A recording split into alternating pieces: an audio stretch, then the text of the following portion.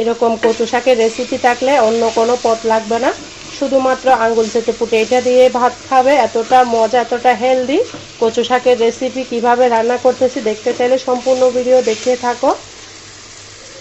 আসসালামু আলাইকুম বন্ধুরা, কেমন আছেন? আশা করি যে যেখানে আছো আল্লাহর রহমতে সবাই ভালো আছো, আমিও ভালো আছি। আজকে আরেকটা নতুন রেসিপি নিয়ে চলে এসেছি, আশা করি অনেক ভালো লাগবে।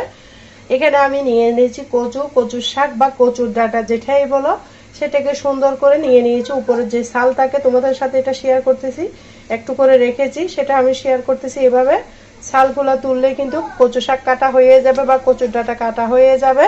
খুব সহজ ওয়েতে দেখাবো, তা একটা লাইক দিয়ে সম্পূর্ণ ভিডিও দেখতে থাকো। ভিডিওটা স্কিপ করবা না, স্কিপ করলে হয়তো কোনো অংশ বাদ পড়ে যাবে।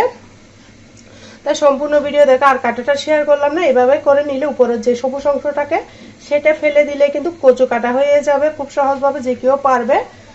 দেখতে পারতেছো খুব সহজভাবে রান্না করব, অনেক মজা লাগবে। কিভাবে রান্না করব সেটাই দেখাবো, সম্পূর্ণ ভিডিও দেখতে থাকো, আশা করি ভালো লাগবে। আমি সোজা চলে এসেছি কিচেনে, এখানে একটা পাতিল বসিয়ে দিয়েছি। কিভাবে রান্না করব সে প্রসেসটা দেখাবো। পাতিল বসিয়ে রেখে এখানে দিয়ে দিচ্ছি ফুটন্ত গরম পানি। অপর চুলার মধ্যে আমি আগে থেকে ফুটন্ত গরম পানি করে রেখেছি। তারপর কচুগুলো এক এক করে দিয়ে দিব। কচু কাটার সময় বন্ধুরা যদি একটু সরিষার তেল লাগিয়ে নাও হাতে, তাহলে আর হাতের মধ্যে আর কষ লাগবে না বা হাতও চুলকাবে না। এটা নতুন রাঁধুনি যারা আছে তাদের জন্য টিপস দিলাম, আশা করি তোমাদের কাছে ভালো লাগবে। কচুগুলোকে আমি সিদ্ধ করে নেব, সিদ্ধ করে পানিটা ফেলে দিব। তোমরা চাইলে এমনি রান্না করতে পারো, তবে কচুগুলো সিদ্ধ করে আমি যে প্রসেসে দেখাচ্ছি সেম প্রসেসে রান্না করবে। আর কোনোদিনও কচুর ডুগা বা কচু শাক গলা ধরবে না, এতটা সহজভাবে দেখাবো। আমি সুন্দর করে এটাকে ফুটিয়ে নিব। আর একটু পানি দিয়ে দিচ্ছি, আমি পানিটা ফেলে দিব, পানিটা রাখবো না। দেখো বন্ধুরা, সুন্দর করে আমি সবগুলা কচু শাক দিয়ে দিয়েছি হাঁড়ির মধ্যে, দিয়ে সুন্দর করে নেড়ে চেড়ে বন্ধুরা একটু দিয়ে দিব লবণ।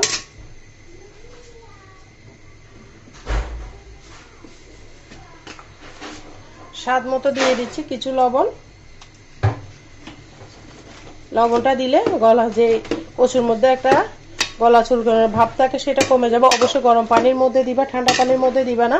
ঠান্ডা পানির মধ্যে দিলে কিন্তু গলা ধরবে। আগে ফুটন্ত পানি করে তারপর কচুটা ঢেলে দিবা। দেখতে পারতেছো সুন্দর মতো আমি ঢাকনা দিয়ে ঢেকে দিলাম। ফুটাটা অপেক্ষা করতেছি, অন্য প্রসেসগুলো আমি রেডি করব, দেখতে থাকো, আশা করি ভালো লাগবে। দেখো বন্ধুরা, আমি আবারও নেড়ে ছেড়ে দিব। ভালো করে ফুটিয়ে নিতে হবে, না হলে কিন্তু গলা ধরবে।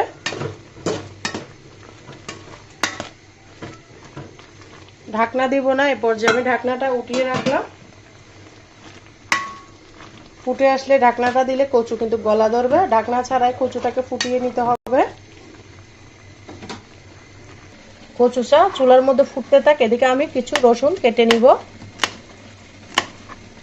কচু শাকের মজা হচ্ছে রসুন, রসুন যত বেশি দিবা তত বেশি মজা হবে। এইভাবে কচু শাক রান্না করলে কিন্তু যারা পছন্দ করে না তারাও আঙ্গুল চেটে পুটে ভাত খাবে, এতটা মজা হয়। আর কচু শাক কিন্তু আমাদের শরীরের জন্য ভীষণ দরকার। কচু শাকে আছে প্রচুর পরিমাণের আয়রন, যা চোখের জ্যোতি বাড়ায়, রক্ত শূন্যতা পূর্ণ করে। তাই আমাদের যারা গর্ভবতী আছে তাদের জন্য তো কচু শাকের কোনো জুড়ি নেই। তারা বেশি বেশি করে কচু শাক খেলে গর্ভকালীন অবস্থায় যে কচুর রক্ত শূন্যতা ভুগি আমরা মায়েরা, এই বুকাটা কিন্তু কমবে কচু শাক যদি নিয়মিত খাই গর্ভ অবস্থায়। আমি রসুনগুলোকে কেটে নিয়েছি, দিয়ে দিব একটা আম, যেন একটু টকটক হয়ে খেতে ভালো লাগে। সেই জন্য আমের আটি বেঁধে গিয়েছে, সেই জন্য আমি ছাট থেকে কেটে নিচ্ছি, দেখতে পারতেছ। আর বন্ধুরা, ভিডিও কে কোথা থেকে অন করেছো ছোট্ট একটা কমেন্টসে বলো, তাহলে আমি সবাইকে ধন্যবাদ জানাতে পারবো। দেখতে পারতেছ কচুগুলো সুন্দর করে আমি আমটাকে কেটে নিয়েছি, কচুগুলো সিদ্ধ হচ্ছে। আর কে কিভাবে কচু শাক রান্না করো অবশ্যই কমেন্টসে বলো আমাকে। তোমাদের একটা কমেন্টস, একটা লাইক আমাকে নতুন করে ভিডিও করার উৎসাহ বাড়িয়ে দেয়। দেখো বন্ধুরা, আমি সুন্দর করে আম থেকে সমস্ত আম ছিলে নিয়েছি। আমার পেঁয়াজ কিন্তু আগে থেকে কাটা আছে, এই দুটো উপকরণ। দেখো বন্ধুরা, প্রায় 10 মিনিট পর আমি ফিরে এসেছি। কচুগুলো আমার ভালো মতো সিদ্ধ হয়ে গিয়েছে, দেখতে পাচ্ছ একদম গলে গিয়েছে। এই পর্যায়ে আমি উঠিয়ে নিব।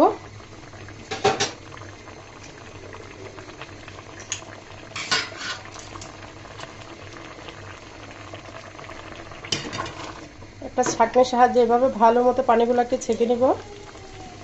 তারপর একটা ঝাঁকার মধ্যে নিয়ে নিব, যেন কোনো রকম পানি না থাকে। কচুর গায়ে পানি থাকলে কিন্তু গলা ধরবে, তাই সম্পূর্ণ পানি আমি ফেলে দিব। এগুলো পানির মধ্যে হয় সবসময়, সেজন্য বেশি গলা।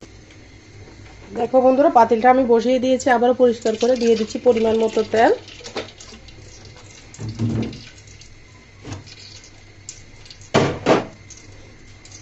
দিয়ে দিব রসুন কুচি,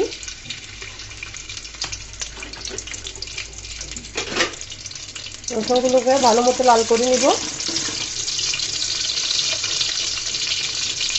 এখানে দিয়ে দিব সামান্য পরিমাণের লবণ, যেন পাতিলটা তেল তেল হয়ে যায়, সেই জন্য রসুনটাকে আমি লাল করে নিব হালকা করে।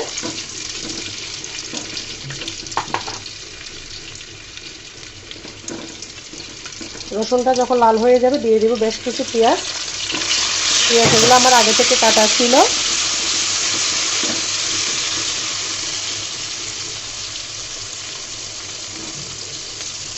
এরপর অ্যাড করে দিব কিছু পাঁচফোড়ন।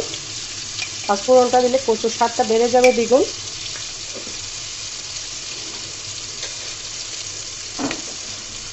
অবশ্যই পাঁচফোড়নটা দিবা, দিলে খেতে বেশি ভালো লাগবে।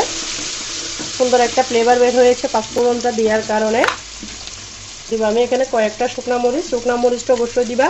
কচুর মধ্যে একটা সুন্দর গ্রান বের হবে, কচুর গন্ধে কিন্তু ভাতটা খাওয়া হয়ে যাবে, এতটা সুগন্ধ বের হয়। বন্ধুরা, তোমরা এইভাবে ট্রাই করবা, খেতে কিন্তু অমৃতের মতো লাগবে। এই পর্যায়ে আমি আমগুলাকে দিয়ে দিলাম, কেটে রাখা আমগুলাকে দিয়ে দিয়েছি। এই আমগুলোকে একটু নাড়াচাড়া করে নেব। এই রসুন আর পাঁচফোড়ন মরিচের মধ্যে, আমের মধ্যে যেন সুন্দর একটা গন্ধ আসে, একটা আচারে ভাব হবে। আম আর পাঁচফোড়ন দেওয়ার কারণে কচুটা খেতে মনে হয় যেন আচার খাচ্ছি এরকম লাগবে। গরম ভাতের সাথে, ধোয়া ওটা ভাতের সাথে এরকম একটা রেসিপি হলে আর কিছু লাগবে না বন্ধুরা। দেখো বন্ধুরা, যখন এরকম সুন্দর একটা কালার এসে যাবে তখন অ্যাড করে দেবো আমি কিছু লাল হলুদের গুঁড়া, সামান্য পরিমাণে লাল মরিচের গুঁড়া, আর একটা মশলা দিব আমি রান্নার শেষে, যেটা দিয়ে একদম টেস্টটা বেড়ে যাবে দ্বিগুণ। আমি লবণটা আগে দিয়েছি, পরে চেক করে লাগলে আরও দিব। তারপর ঢেলে দিলাম কচুগুলা, দিয়ে সুন্দর মতো নেড়ে চেড়ে দিব। বন্ধুরা, দেখতে পাচ্ছেন কত সুন্দর কালার এসেছে। আমি এখানে লাল মরিচ দিয়েছি, শুকনো মরিচ দিয়েছি, সেজন্য আর কাঁচা মরিচটা ব্যবহার করব না, তোমরা চাইলে করতে পারো।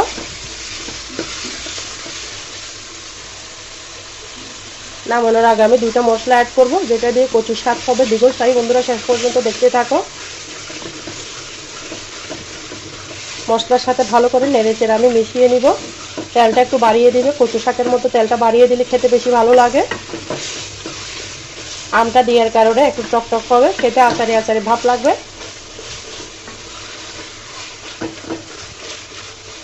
কত সুন্দর লাগতেছে দেখতে পারতেছো। আমার তো এখনই খেয়ে ফেলতে ইচ্ছে করতেছে। কার কার খেতে ইচ্ছে করতেছে অবশ্যই কমেন্টসে জানাও। যারা সবজি প্রেমী তারা কিন্তু এরকম রেসিপি থাকলে আর কিছু লাগবে না।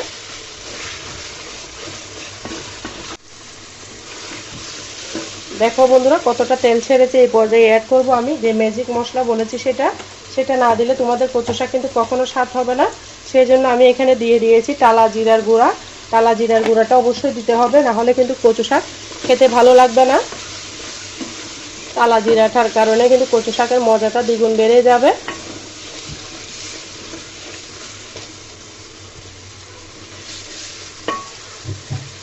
আমার এখানে সামান্য পরিমাণে লবণের প্রয়োজন হয়েছে, সেই জন্য আমি লবণটা দিলাম। যেহেতু আচারে কচু শাক বানাচ্ছি, সেই জন্য আমি এখানে দিয়ে দিব চিনি, বেশ কিছু চিনিটা দিলে খেতে বেশি ভালো লাগবে। যেহেতু আচারে কচু শাক বানাচ্ছি, সেই জন্য চিনিটা অবশ্যই দিবেন, চিনিটা স্কিপ করবেন না। চিনিটা দিলে স্বাদ বাড়বে দ্বিগুণ। এরই মাঝে কিন্তু আমার কচু শাক রান্না হয়ে গিয়েছে, দেখতে পাচ্ছ কতটা ইজি। হাতে মাত্র 10 মিনিট থাকলে কচু শাক রান্না হয়ে যাবে। আমি পরিবেশন করে দেখিয়ে দিচ্ছি কেমন হয়েছে। বন্ধুরা, একটা বাটি নিয়ে নিয়েছি, পরিবেশন করে দেখিয়ে দেবো কেমন হয়েছে আমার কচু শাক রান্নাটা। অবশ্যই বলবা। আর তোমরা যারা আমার সাথে ভিডিও দেখতে দেখতে এতটুকু এসে গিয়েছো, সবাইকে অসংখ্য ধন্যবাদ। সবার জন্য মন থেকে অনেক অনেক দোয়া ও ভালোবাসা রইল। কতটা লোভনীয় হয়েছে, তেলের পরিমাণটা একটু বাড়িয়ে দিবে। তাহলে খেতে বেশি মজা লাগবে। দেখো বন্ধুরা, তেল তেল করে রান্না করেছি। এভাবে কচু শাক দিয়ে আঙ্গুল চেটে পুটে খাওয়ার মতো একটা রেসিপি বানিয়েছি। ছোট্ট একটা কমেন্টসে বলবা আমার এই কচু শাকের রেসিপিটা কেমন হয়েছে। আর তোমরা একবার হলে এভাবে ট্রাই করবে। খুব কাছ থেকে দেখিয়ে দিয়েছি, দেখতে পারতেছো কতটা লোভনীয় লাগতেছে। আর তোমরা যারা আমার সাথে এতক্ষণ পর্যন্ত ভিডিও জুড়ে ছিলে সবাইকে অসংখ্য ধন্যবাদ। সবাই আমার জন্য, আমার পরিবারের জন্য দোয়া করবে। যে কোনো রেসিপি ভিডিও নিয়ে আবারও চলে আসবো। ততক্ষণ পর্যন্ত সবাই ভালো থাকো, সুস্থ থাকো। আল্লাহ হাফেজ। আসসালামু আলাইকুম ওয়া রাহমাতুল্লাহি ওয়া বারাকাতুহু।